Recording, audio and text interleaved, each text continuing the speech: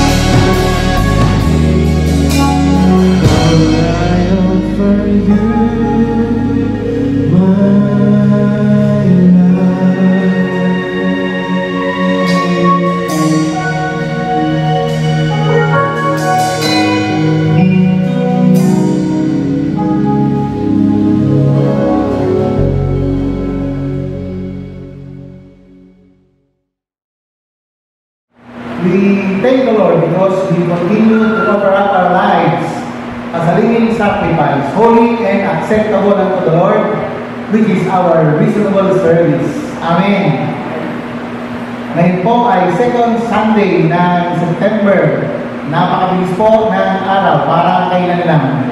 At maraming salamat po sa Panginoon, sa lahat po ng maraming mga naghihintay kay Joe Maluchan. Nagpakita na po siya.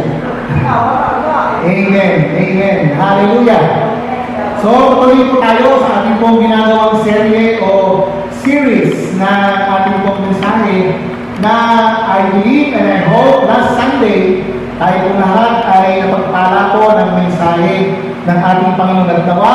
Naging malinaw po sa atin yung lahat ng mga malabo at naging kalakasan po yung lahat ng ating mga narinig sa noong pong nakaraang Sunday. Nawa, ngayong umaga, ngayong pong second Sunday na ito, ay pagpapatuloy po natin yung pong ating series. Pero hayaan po na ating pong pick upin o yun po kung ano yung ating pinapos o kung saan tayo natapos last Sunday. Ito po ay natapos tayo sa quotation po ni Sir Winston Churchill. Kung hindi po natatandaan. Sabi po doon sa quotation, and I quote, "We make a living by what we get, but we make a life but what we give."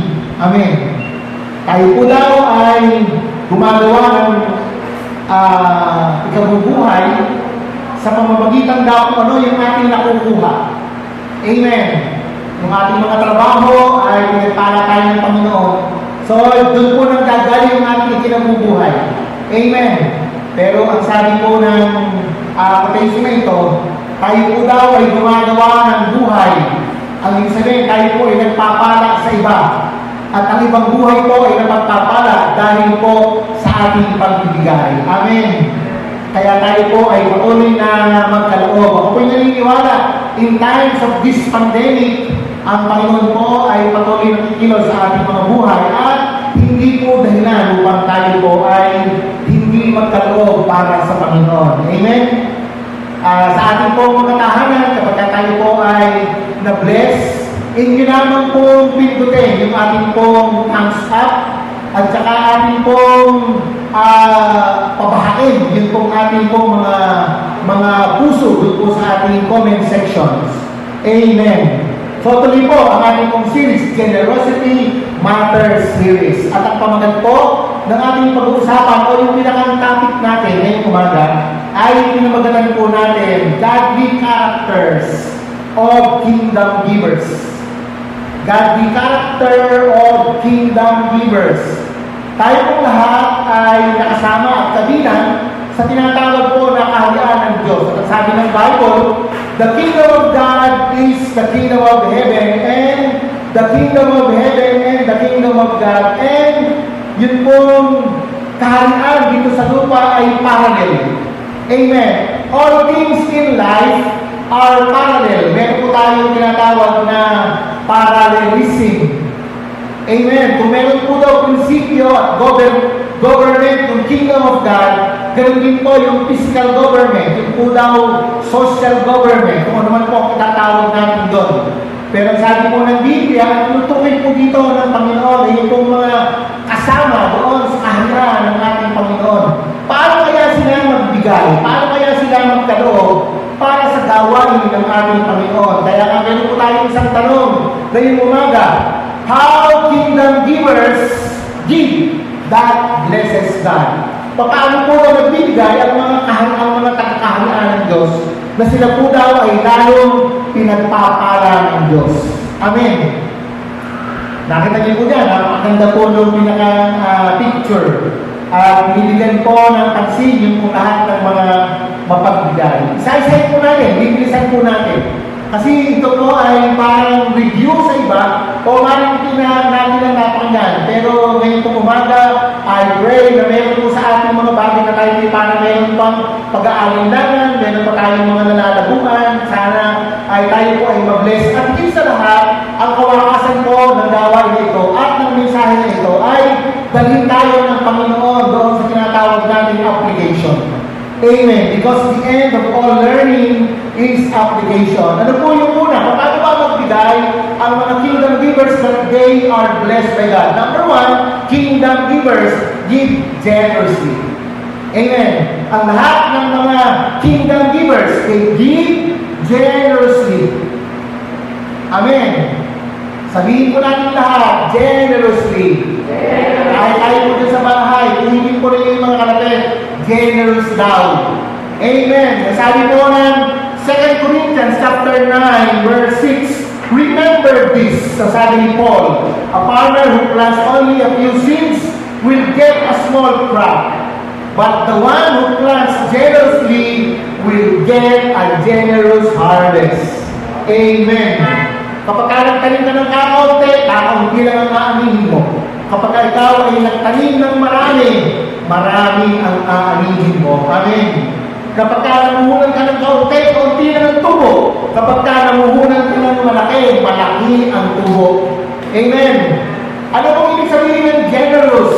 Patungkol po sa isang tao, sabi niyan, showing a readiness to give more of something, or as money or as time that is strictly necessary or expected. Yung sa tao, kapag ka daw sa tao, inaasahan, yun po daw kahandaan, ikaw ay magbigay ng anumang mga bagay, maging ito man po daw ay salapi, maging ito man po daw ay panahon, o maging ito man po daw ay isang bagay na parang hindi inaasahan sa'yo. Pero patungkol po daw sa mga bagay, ang sabi po, larger or more plentiful that is usual or unnecessary. Amen. Generosity is not just how much or how big you can give, but how as much as we can possibly give. Yun ang ibig sabihin daw ng generous. Kumbaga parang nakapagbigay ka na, magbibigay ka pa. Kaya nga po, merong tanong kapag tayo pinagbigay sa Panginoon. Ayun po daw tanong na talaga bang tayo ay generous?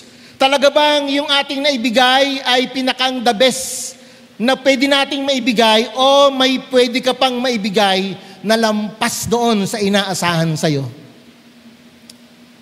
After all, ang sabi po ng Bible, alam ng Diyos at siya lang ang makapagbabalik ng higit sa lahat ng ating inaasahan. Because it is a very true na ang sabi ng Bible, we cannot outgive God. Amen. Hindi po daw natin malalampasan ng Panginoon sa pagkakaloob. Number 2, kingdom givers give willingly. Amen.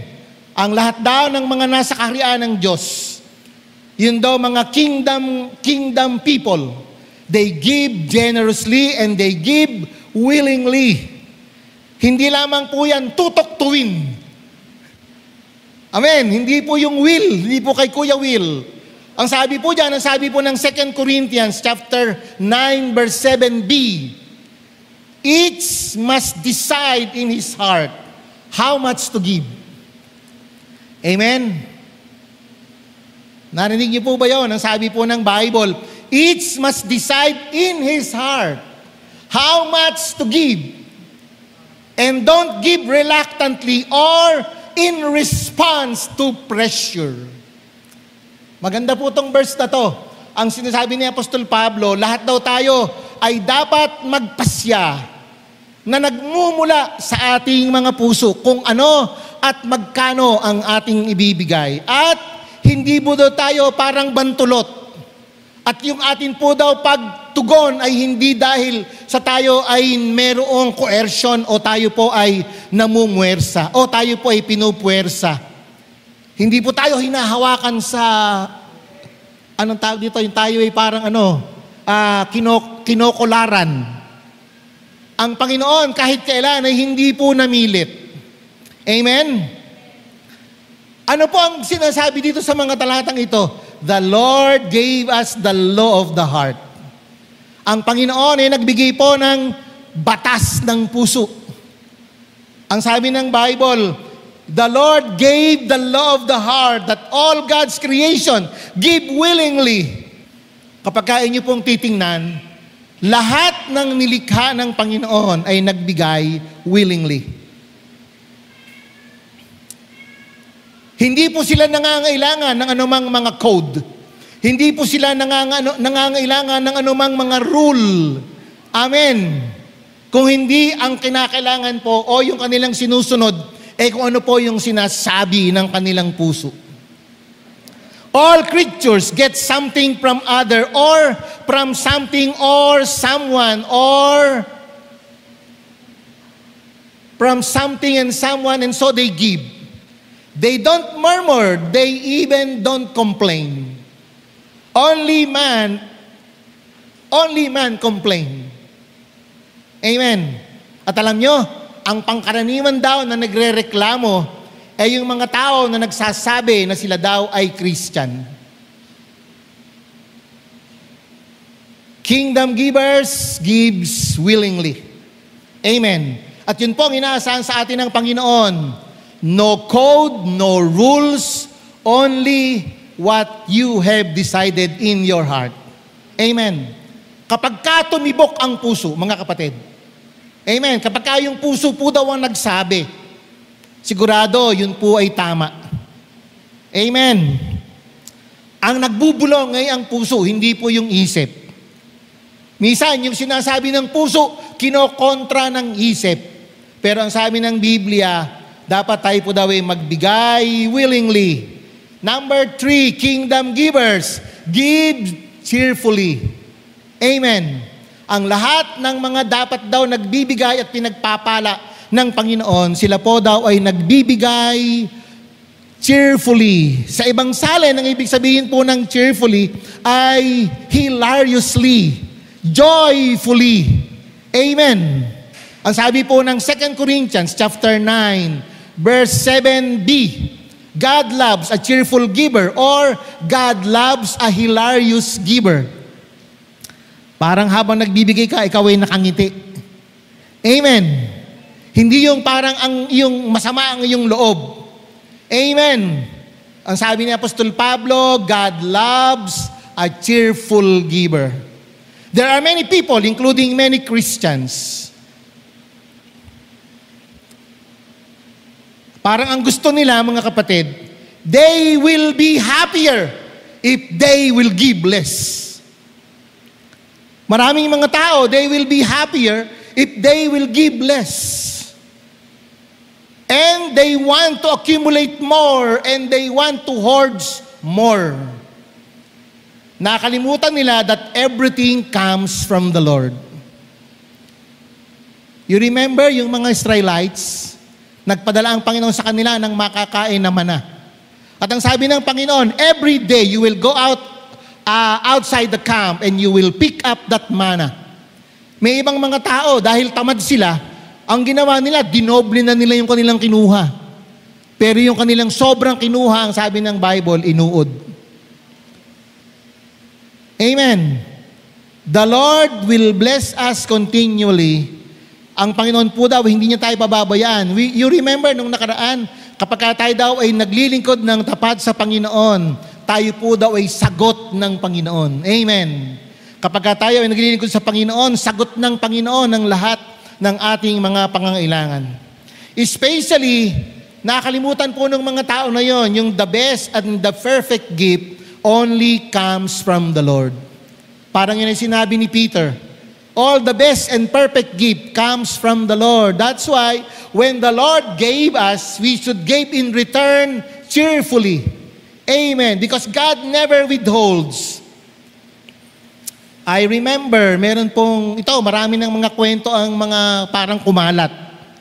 Pero ang sabi dun sa kwento, meron daw isang businessman na miyembro sa isang church at pumunta sa pastor dahil parang nahihirapan siya o nalulungkot siya dahil ang sabi niya, ito lang yung kanyang kita. Pumunta siya dun sa pastor at ang sabi niya doon sa pastor, ako po ay kumikita lamang po ng 500 a week. Pero parang maliit lamang po yung kita ko. Kasi ako naman po ay nagbibigay ng aking tithe na 50 pesos isang linggo.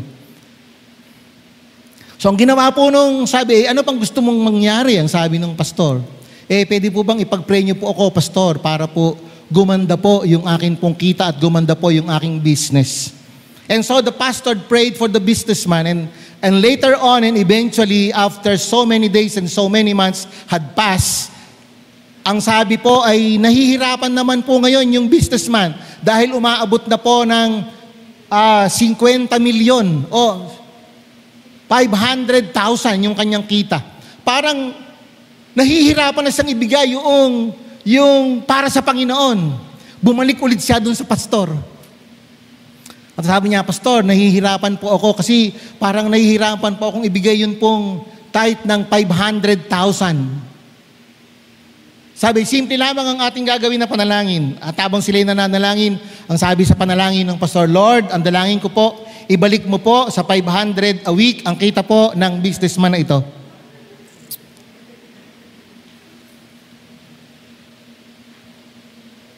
Because maraming mga tao sila'y pinagpala ng Panginoon and they cheerfully receive God's blessing. Pero kapag sila'y magbibigay na sa Panginoon, parang nahihirapan na silang magbigay.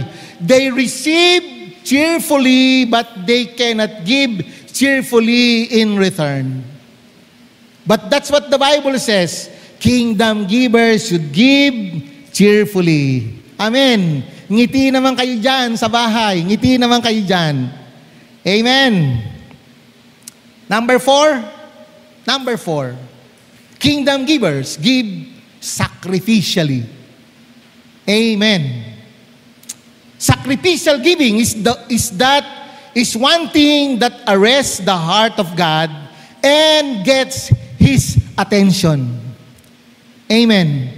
Ang ibig sabihin, yun daw mga sacrificial giving sa Bible, mga kapatid. Yun po daw ang kumukuha ng atensyon ng ating Panginoong Yesus. At yun po daw ang nakakakuha ng parang puso ng ating Panginoon. Again, babalikan po natin si Mary Magdalene na nagbigay po ng kanya pong pinakamahal na pabango. At ang sabi po ng treasurer na si Judas, sana ibinenta na lamang yung pabango at ibinigay na lamang sa mga mahihirap. Pero nakita ng Panginoon ang puso ni Judas. Pero ang sabi ng Panginoon, tama ang ginawa ng babae na yan kasi siya ay gumawa ng pinakamabuti because she is preparing for my burial. Amen. At ang sabi ng Panginoon, hanggat ipinapangaral ang ebanghelyo na ito, they will always mention and they will always remember this woman. Amen. At kahit nga ngayon, naaalaala natin siya. Amen? Ang sabi ng Bible sa Matthew chapter 12 verse 41 to 44, ang sabi diyan, merong widow's offering. Habang sila ay na doon sa temple at malapit sila doon sa temple chest, ang sabi diyan, babasahin ko, Jesus sat down opposite the place where the offering put and watched the crowd putting their money into the temple treasury. Many rich people threw in large amounts, but a poor widow came and put into a very small copper coin or mite that only worth a few cents. Calling his disciple to him, and Jesus said, truly, I tell you, this poor widow has put more into the treasure than all of the others. Pansinin po ninyo yung verse 44. They gave all out of their wealth.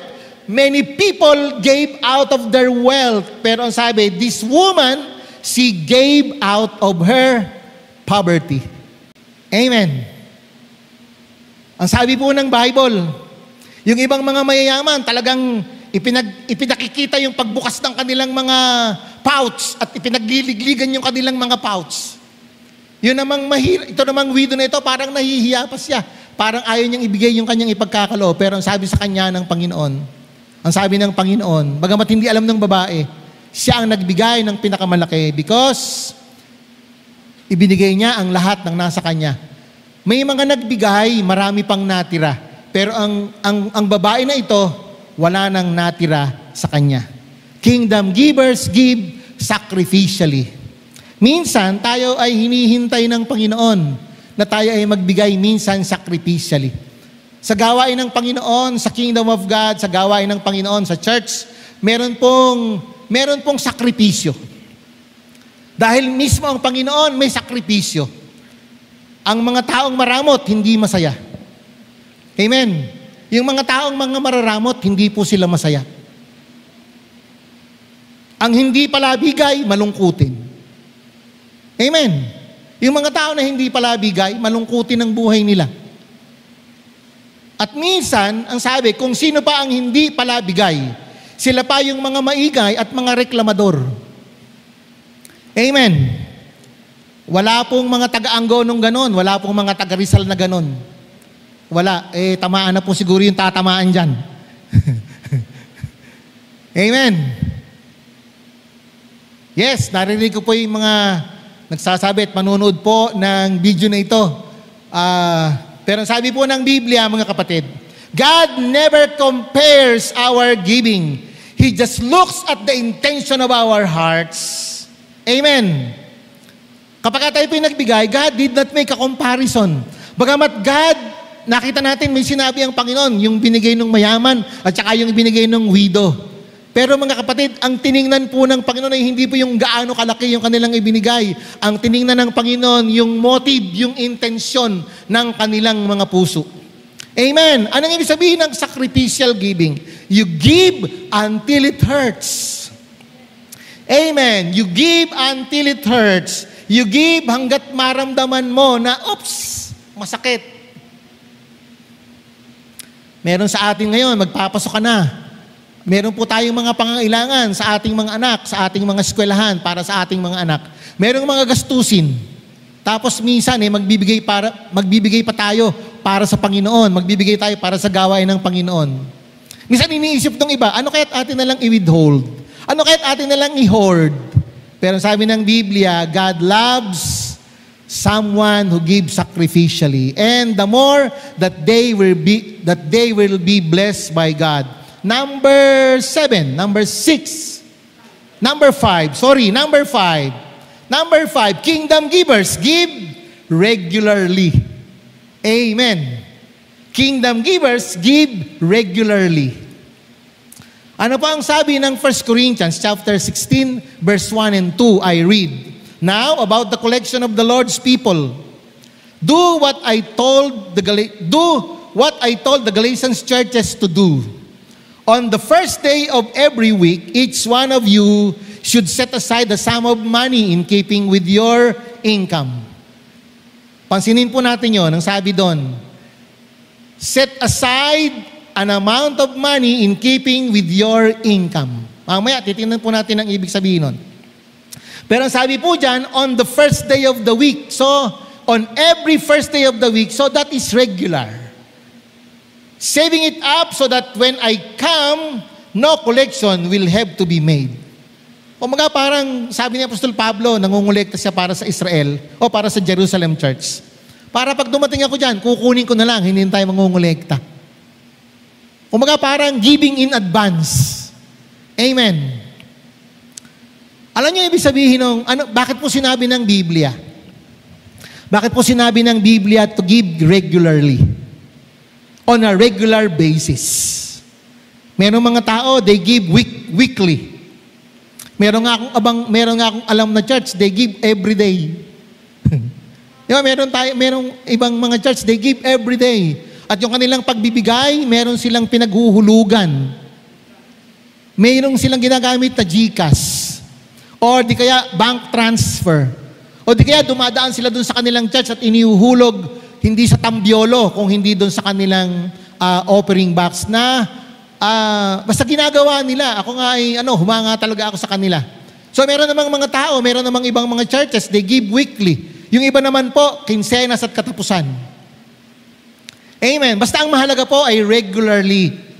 Bakit po yun? Bakit ginagawa yun? Alam niyo mga kapatid, yun po daw ay antidote. Ang sabi diyan, consistency is antidote to convenience. Amen. Consistency is an antidote to convenience. There should be and must be a systematic giving regularly, consistent, intentional, and regular. So yung pong apat na salita na yon, dapat ginagawa po natin. Systematic, consistent, intentional, and regular. Amen. Dapat regular. Dahil meron pong pangangailangan ng gawain po ng Panginoon. Alam nyo, meron po akong story sa inyo. Ngayon pong panahon ng pandemic, ang atin pong district ay talaga sila, nangangailangan po sila ng ating tulong dahil may sinusuportahan po ng mga pastor, may sinusuportahan po ng mga gawain, may sinusuportahan ng mga misyon. Pero alam niyo po, dito pong nakaraang linggo, nag-report po sa amin yung aming district treasurer. Sipin nyo, pandemic na mga kapatid, ang section 3, amen, ang section 3, na kung saan ang pastor na ito, ang sectional presbyter, kami po ay number 3. Akalain mo yun, number 3 pa kami sa giving. At dahil kayo po ay regular na nagbibigay ng inyong mga kaloob at nagpapadala ng inyong kaloob para sa district. Amen. Hallelujah. Number 6. Tama ba? Number 6. Number 6. Kingdom givers give proportionately. Amen. Proportionately. 1 Corinthians chapter 16 verse 2. Set aside a sum of money in keeping with your income, saving it up so that when I come, no collection will have to be made. Anong ibig sabihin po niyang verse na yan, mga kapatid? Ang ibig sabihin po ng verse na yan ay in keeping with your income. Ang ibig sabihin, what you have received, and from that, what you have received, comes your giving. Amen. So yung iba, parang nahihirapan mang magkwenta. San ba tayo? Gross ba tayo? O ano ba tayo? Di ba? Yung iba, nagkukwenta pa sila. Pero ang ibig sabihin po ng proportionately, mga kapatid, in ratio of what we receive, that reflects our capacity to give. Pasinin po ninyo, mga kapatid. Ang ibig sabihin po ng proportionately means how well we have to give. It is not the same amount. Amen. It is not giving with the same amount, but it is giving with the same percentage. Amen. It is giving with the same proportion. Ibig sabihin, hindi po tayo magkakapare-pareho ng ating mga ibibigay at magkano ang ating ibibigay. Amen. At yun po ay nakabase doon sa ating tinanggap. Kaya wag mong sabihin, ang liit ng ibinigay ko, ang laki ng ibinigay ni kapatid. No. Kasi yun ang kanyang tinanggap. Ang kinukuha at ang hinihingi at ang tinitingnan ng Panginoon is not how much you give. Hindi po sinabi ng Panginoon, eto, hindi po tayo binigyan ng quota. The Lord never gave us a quota sa ating pagbibigay. Pero ang ibinigay ng Panginoon ay proportionately. Amen. In ratio of what we have received. So that means God is fair. Amen. Ibig sabihin, patas ang Diyos. God's standard is fairness. Same percentage of what we have received. But from there we give, and God is not asking for more. He is asking for obedience and honesty. Amen. Amen. Hallelujah. Oh, yung pong ating pong mga comment section, thumbs up at saka po puso. Amen.